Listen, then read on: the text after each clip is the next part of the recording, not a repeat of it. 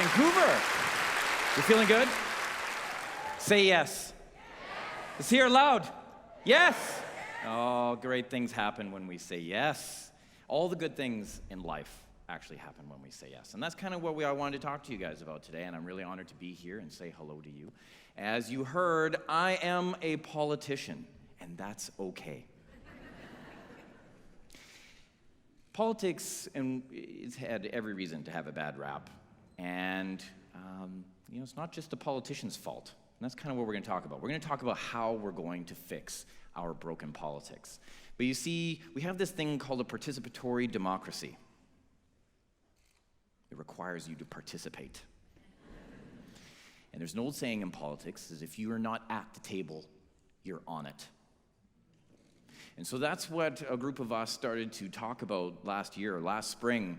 And it started innocently enough, and somehow I ended up on a path to seeking the nomination for a political party and running in a by-election and winning that election, finding myself at City Hall, and now we're running for mayor.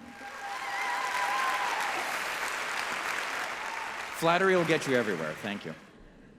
I do this for the applause.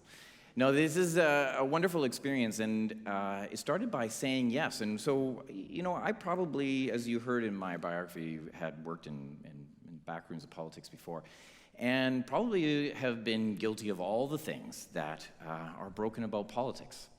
Tribalism, partisanship, not really giving an inch, trying to be right.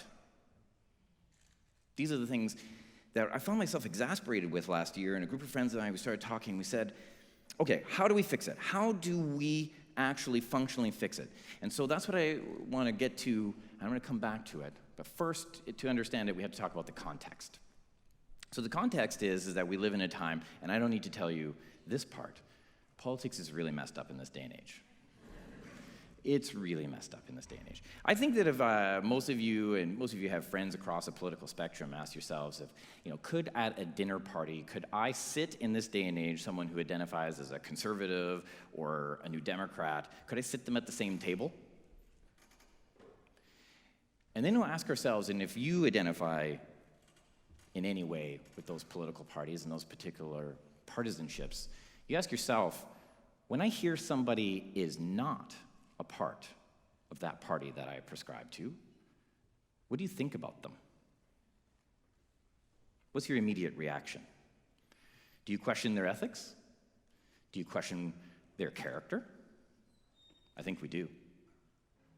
And that is what has become so broken. The divide has gotten so big and so wide. There was a fascinating study that was done in 2011. They looked at the US Congress. Each member of Congress was represented by a dot. Red dots, blue dots. Pretty simple in their case because they have a bipartisan system.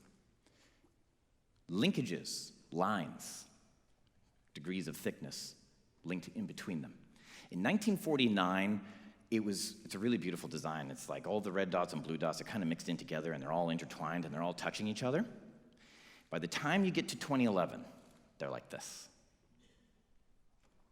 That is a problem.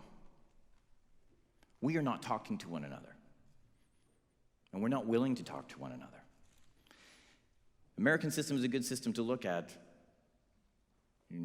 We look at this past year in particular, and 2 years. Now, you ask yourself, have I ever seen anything like this? Could I ever imagine a time where we would see somebody that was actively being accused of being a child molester endorsed by the President of the United States of America for Senate? But that's what partisanship does to us. It blinds us. It's not a team sport. This is not about winning. It's not red team and blue team, or green team and orange team. It's us, our team. That was the system. We used to be able to disagree on principles. We used to be able to disagree on ideas. We used to start with yes, and we used to argue about how. Now we start with no, and we argue about how to get to maybe. This approach has become so negative, so toxic, and it's hurting us. But there is a fix, and that's what I want to come back to.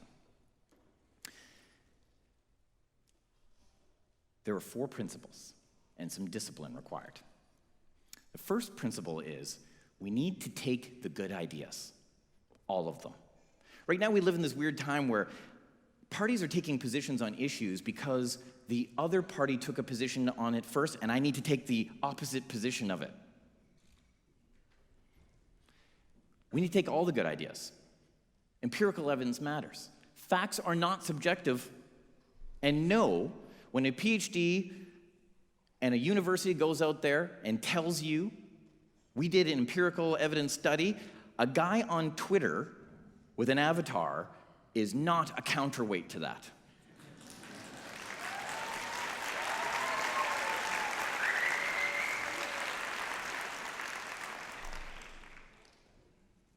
The second principle. When I got elected, this is the weirdest thing. So, when you run in opposition, I ran in opposition to the current regime that was running, and I took a seat from them. And, we were fighting, for those who have followed, we were the Let's Fix Housing movement, and it's a common sense movement. And we said to ourselves, you got to just say City Hall's a mess. But of course, any political campaign that's running in opposition becomes that. You say, Washington's a mess, Ottawa's a mess, the capital's a mess, everything's a mess. But then you get in there and you realize it actually is. I watch just an absolute circus every day, every council meeting. And, I have to whisper to some of my colleagues at council off the microphone, and I say to them, you guys realize no one's watching this, right? Like, nobody's watching. What is this theater that we're doing here and one-upping each other and playing this pedantic game of getting at one another? We really aren't coming together. And extrapolate that further, that's bled into our actual bureaucracy, where we right now do not sit down with citizens and community groups. We don't sit down at a table and have a conversation with them. We are governing through press release and email, and it's broken. So I got myself into a lot of trouble even when I was in the provincial government, because I was a staffer, and I didn't realize I was breaking all kinds of rules. But the whole bringing people together theme is that, people would be able to email me and call me, and I would be setting up meetings, and I thought, this was totally normal. I was a private sector guy. I was a bit of a tourist in government, and I was like, well, this is great. Isn't this what you're supposed to do? Turns out that is really not how things work. But it can and it should. And that's why the principle exists. It's simple enough, but in practice it's profound. The third one is a bit subjective. It's not playing politics. Politics and playing politics is 2 different things. And so what we must not do is fall into this trap where we boil down an individual or a group into one myopic issue and then use that as a whipsaw or a wedge and divide each other. Because I don't think any of you think that really you're defined by your position on a pipeline, or gay marriage, or abortion. But these issues, or bike lanes, these issues have been so emotionally divisive. And it's using this emotional nerve to drive wedges into us. And that's playing politics. And those of us that are elected, we need to be willing to step back and say, I'm going to be bigger. I'm going to be bigger than that. My electoral chances matter less than what I'm doing to my community. And the fourth one is also pretty straightforward, but profound in practice. Getting the job done. Just get the job done.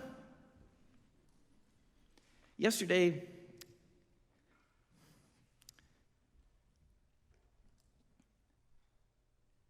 I get emotional about this one because it matters. I met with 2 physicians that are trying to open a medical clinic in the downtown east side. And they are facing months of permit wait times. The building that they were in, the lease has changed over, and some politics going on there, they said, and they had to leave their space. And they were so worried when they met with me yesterday that I wouldn't agree to just help.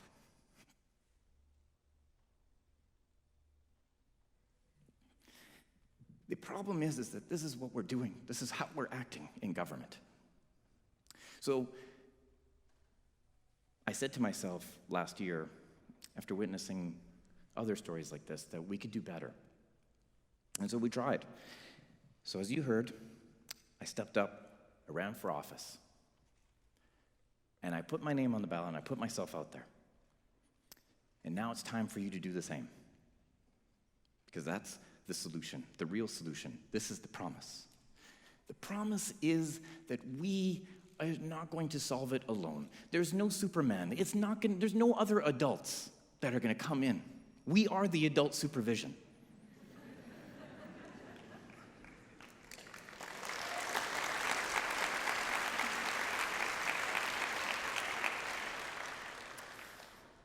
And I created a political party with a group of individuals who I love very dearly. And we called the party Yes, because yes is the answer to a question. It's the question that I asked before.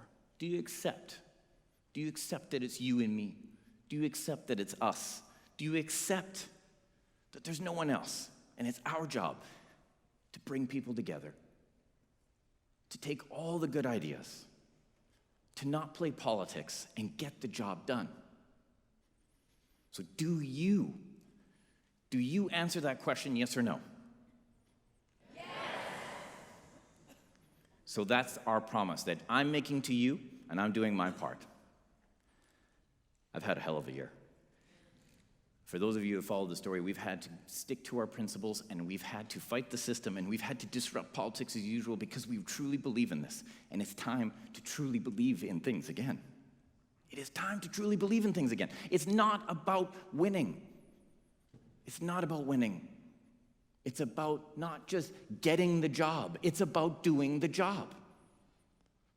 And if you're not angry, look in the mirror. It's time. It is time. We need to get 2018 right if we want to get 2118 right. Because the decisions that we make today, just as those that came before us, those people made decisions for us that we benefit from. When was your community center built? When was your school built? When was your library built? When was UBC founded? Who did that? People looked ahead. They made a commitment, and they got the job done. So now that's us, you and me. We're in this together. So that's what I wanted to leave with you, ladies and gentlemen, and I thank you so much for your support. It's been an amazing experience, and I look forward to meeting you all after the show. Thank you so much.